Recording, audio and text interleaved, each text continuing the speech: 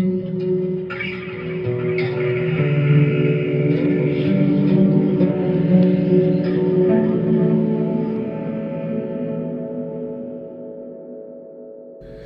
and welcome back to Film on High Reviews. Today we're going to be talking about the 1957 film The Seventh Seal, directed by Ingmar Bergman, starring Max von Sydow, Bengt Ekerot, Gunnar Bjornstrand, Nils Pope, and B.B. Anderson.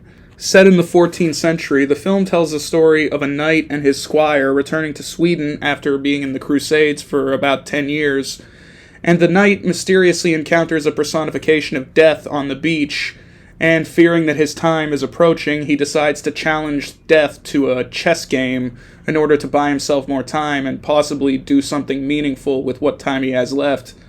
And as the story continues, we see the knight and the squire's journey through Sweden completely ravaged by the Black Death, and how the different people are reacting to that, and sort of various existential and religious questions that are related to the audience along the way. So, what did you think of The Seventh Seal?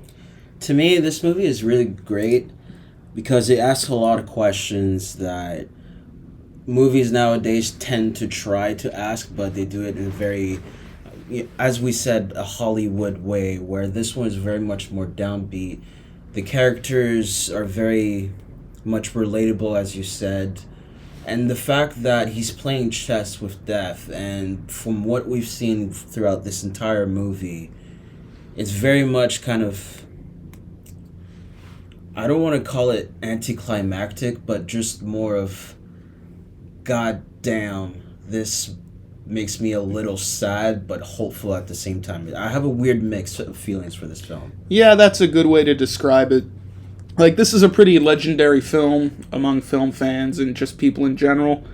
It was one of, it was really, I don't think it was that well received in Sweden when it came out, but American critics really loved it, and it really put Ingmar Bergman on the map internationally.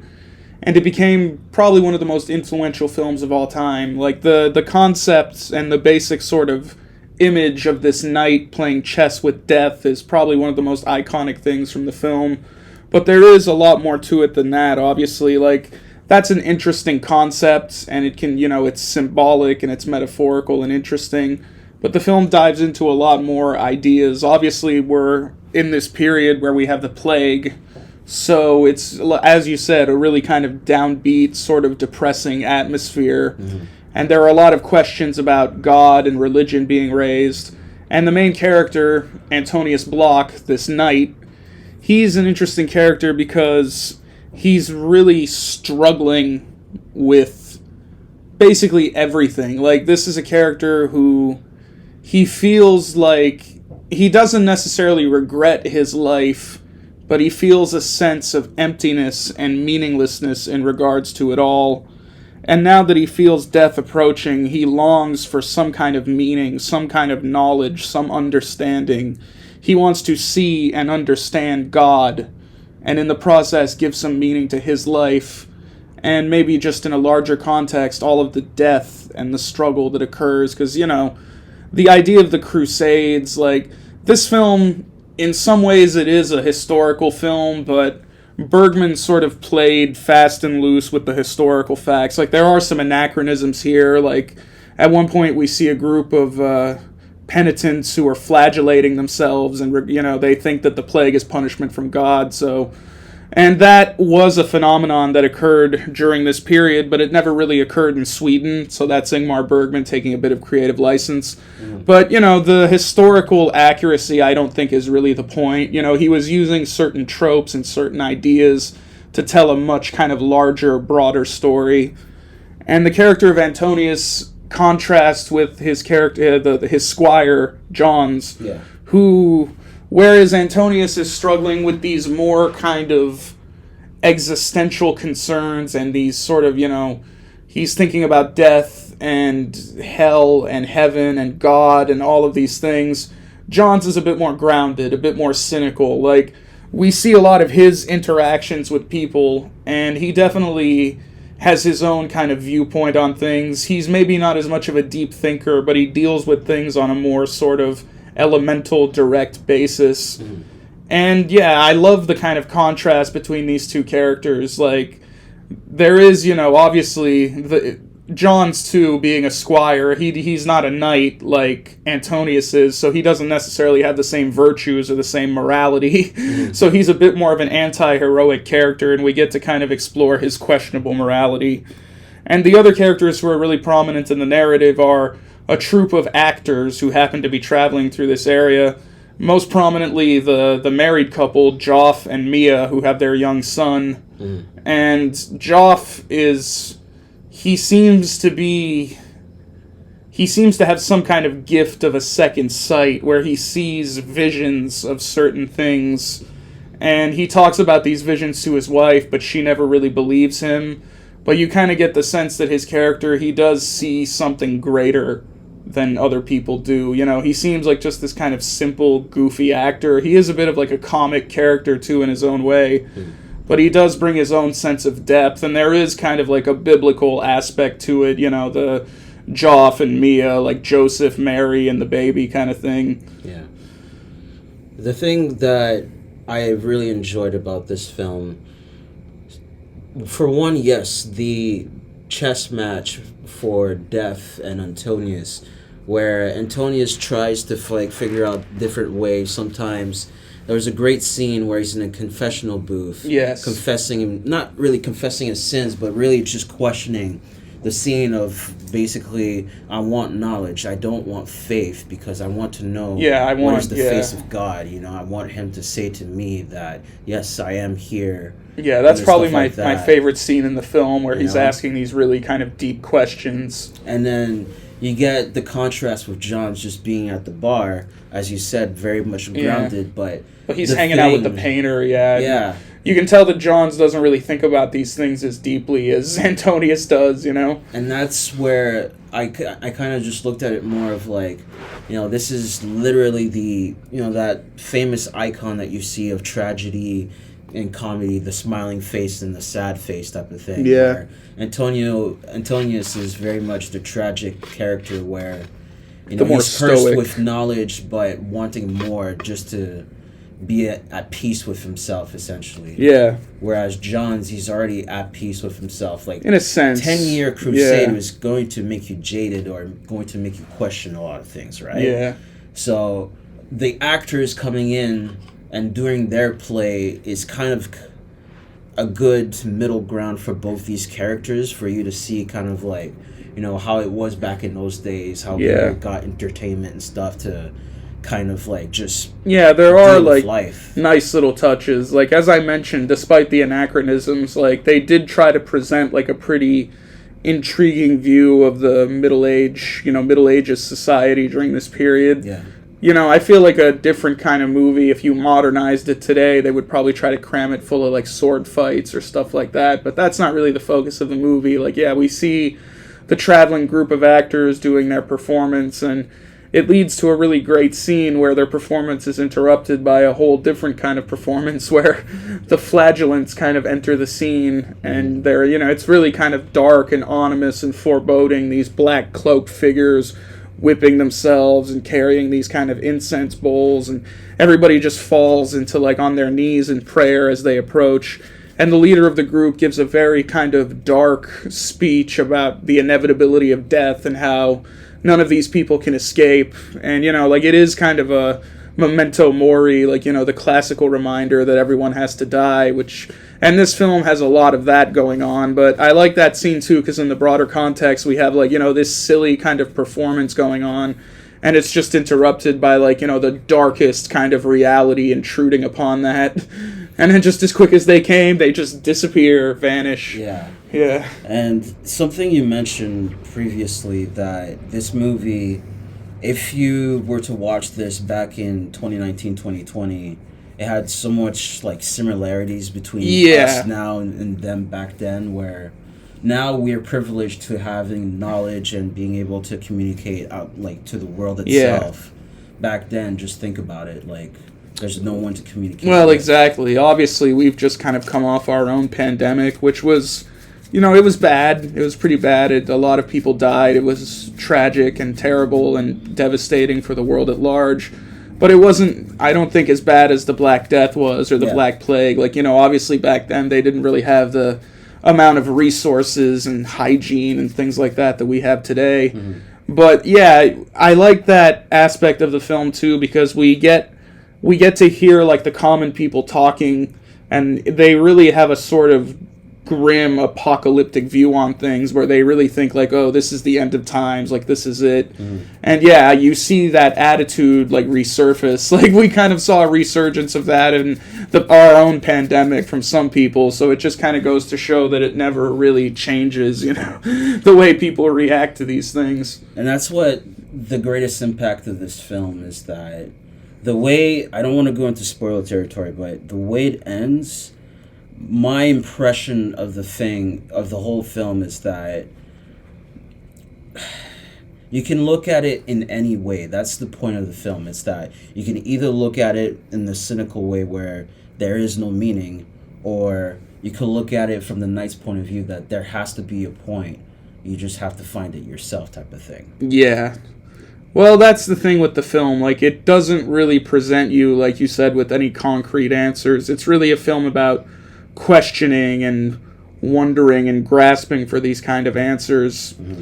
And the character of Antonius, at first, as he enters into this chess game with death, you get the sense that he's trying to prolong his own death. Like, he even tells death, like, if I beat you, if I conquer you, you let me off, kind of thing. But then, over the course of the film, as he's pondering these issues, you get a sense that even he sort of realizes the inevitability of death and how he can't really escape it. So instead, he decides to he changes his tactic instead to be a bit more altruistic, and instead of focusing on saving his own life, he chooses maybe to do something a bit more, I guess you could say, selfless, and, try to do something. Like he says, he wanted to do something meaningful. So that's what he kind of uses his time to do. Yeah. And the film is just beautifully shot. It's got that classic black and white cinematography. And Bergman really is just an amazing visual stylist with the way he shot the film, with the tones and the shadow and the light. And just like, the contrast of the black and the white. It's very sort of well visualized with the character of Death, played by Bengt Encrot. He's wearing like the black suit, black cloak, and he's got that really white face. It's just, again, like a portrait of death that I feel has become really influential, that you've seen in a lot of other movies and media.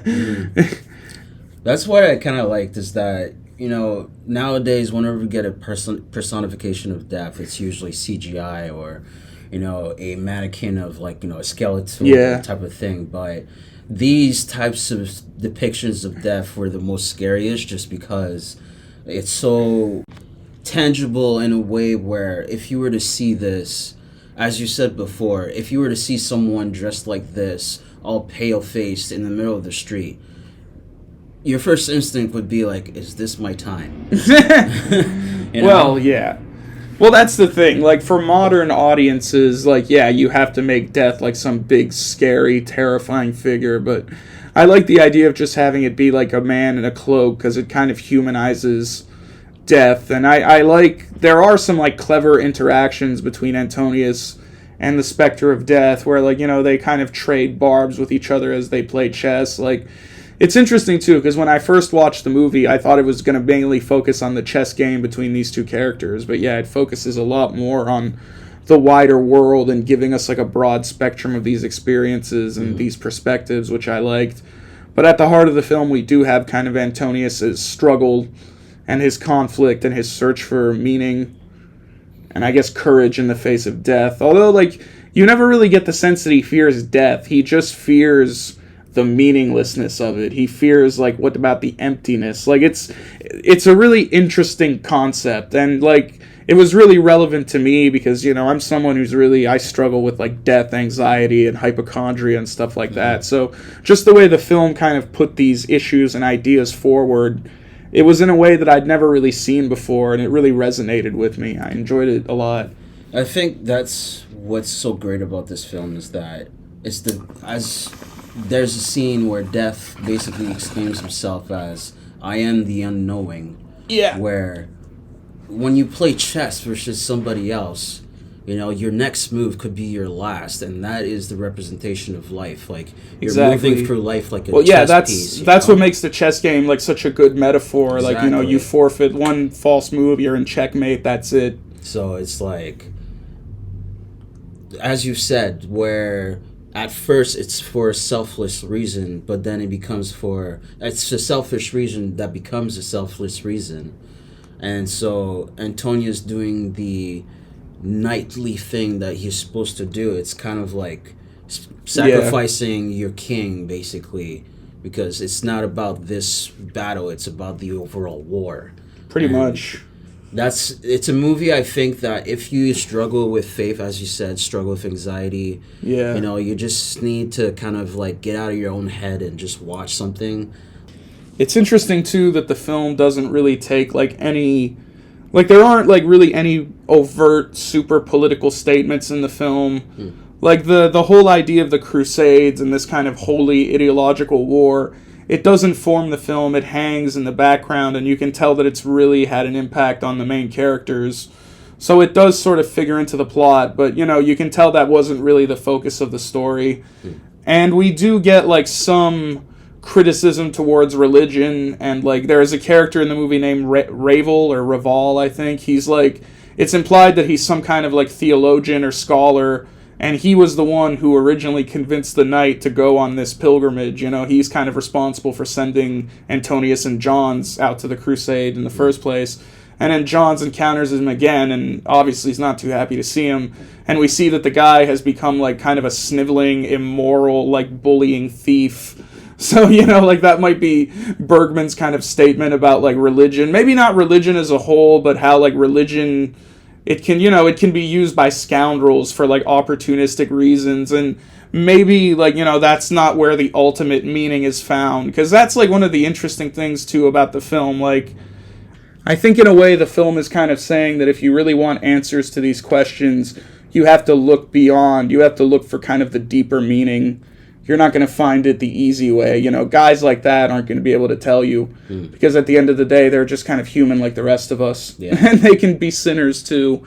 And, despite the kind of gloomy, dark feel of the film, there are some nice moments in there too. There's a great scene where Antonius and Johns are sitting with the actors, the couple and their child, and they're enjoying some strawberries and some milk. And Antonius is kind of reflecting on this moment and the importance of it, and just kind of, I guess, just the simplicity of the moment and what that can mean. Like, you don't have to look for like the great picture or the big answer. You just kind of savor the smaller moments. That relates to something that we said during the movie, is that how do you know when God is talking to you? Like, character Antonius was saying, it's like, no, John was saying that, love is basically, a character that's in the darkness that you can never hear, never feel anything. Well, that's what Antonius was saying, He was saying faith is like loving someone in the dark, and, they can never answer you back. Exactly. Yeah. So that moment where he sees the couple, everybody's chilling, in the sunlight and stuff like that, I feel that that's kind of the moment of just kind of like, in a way, an answer for him. Just being like, this is what you're fighting for, as in a sense. And that does kind of inform the decisions and choices he makes from that point on. So it is like a pretty pivotal moment, even in its simplicity. And we do get some little like comic interludes, like with the drunken blacksmith whose wife runs off with the actor. He's all like emotional about it when 1 minute and wanting to kill them. Like, that was a little funny addition. And again, it sort of adds a bit more just like contrast between the characters. Like, I like that aspect of the film too. Like, it starts off with just these two knights traveling, well, the knight and his squire, but they sort of pick people up. They get like a caravan going of all these people following them, because he basically tells them, come to my place, I'll give you shelter from the plague, sort of thing. And again, that sort of comes back to the inevitability of the film, like escaping death, escaping the plague. Is there anywhere you can go? Exactly. And it sort of culminates in that final scene, which is so poignantly done.